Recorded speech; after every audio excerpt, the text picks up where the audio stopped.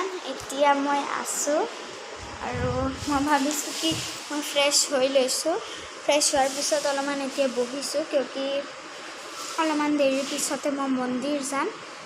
মন্দিৰতো video' shoot কৰিম বুলি ভাবিছোঁ মই নাজানো কোনটো মন্দিৰত যাম মই ভিডিঅ' শ্বুটিং কৰোঁ বুলি ভাবিছোঁ ফ্ৰেছ হৈ পিনে মই এতিয়া গধূলিৰ 6:30 মান হৈছে আৰু মই পূৰা ফ্ৰেছ হৈ লৈছোঁ ক্ৰীম শ্ৰীম লগাই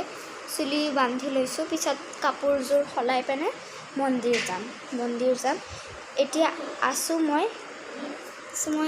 এতিয়া মই অলপমান দেৰি বহিলোঁ ভাবিলোঁ কি অলপমান দেৰি বহা যায়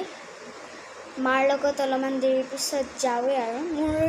ভাইটি আপোনালোকে নাজানে ন আছে বুলি মোৰ ভাইটি এতিয়া শুই আছে দেখালেই মানে শব্দ শুনি উঠি যাব দিনটো নুশুই কাৰণে এতিয়া শুইছে শুৱাৰ পিছত এতিয়া যদি আৰু আৱাজ কৰি উঠি যাব আৰু কাৰণে আৰু আজি দেখুওৱা নহ'ব বেলেগ এদিন দেখাম আৰু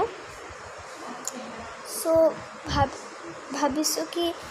চাইকেল চলাম বুলি কিন্তু মুখ হাত ধুই ল'লোঁ আৰু এতিয়া মন নাই আৰু বাহিৰত যাবলৈ আন্ধাৰ হৈ গৈছে বহুত কোনো হেৰি নাছিল নহয় ভাবিছোঁ কি অলপমান পঢ়া শুনা ৰাতিপুৱাই কৰিলোঁ আজি মানে মই জানো গধূলি যে মন্দিৰ যাম 6:30 বাজিছেহে 7টা মানত চাগে আহি যাম মন্দিৰৰ পৰা আগতে আহিম চাগে 6:30 আহিম চাগে 7টা মানৰ পৰা আকৌ আৰু পঢ়িম আৰু মানে ৰাতিপুৱাই মানে 5টা মানত উঠি গোটেই ৱৰ্কখিনি কৰি লৈছোঁ এতিয়া মানে ৰিভিজন কৰিম মই সেইকাৰণে অলপমান টুকটাক চাই আছোঁ কিবা কিবি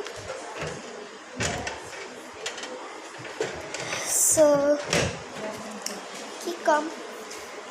গাইজ এতিয়া মই মন্দিৰ যাব ওলাইছোঁ আৰু ওলাম সেইকাৰণে আজি এইখিনিয়ে ব্লগ মই সামৰিলোঁ আৰু বেলেগ এদিন মই শ্বৰ্টছ ব্লগে বেছিকৈ বনাওঁ ডাঙৰ দীঘলো বনাম কেতিয়াবা টাইম পালে পঢ়া শুনা স্কুল আছে কাৰণে নোৱাৰোৱে এইটো ছেকেণ্ড ব্লগ হয় চাগে মোৰ হয় আৰু এতিয়া চাগে মই মন্দিৰ যাওঁ এতিয়া মই মন্দিৰ ৰেডি হৈ লওঁ কাপোৰ সলাই লওঁ ৰেডিটো হয় কাপোৰ দুযোৰ সলাই লওঁ আৰু যাওঁ আৰু ভাবিছোঁ মন্দিৰতো অলপমান শ্বুট কৰিম পাৰিলে কৰিম নোৱাৰিম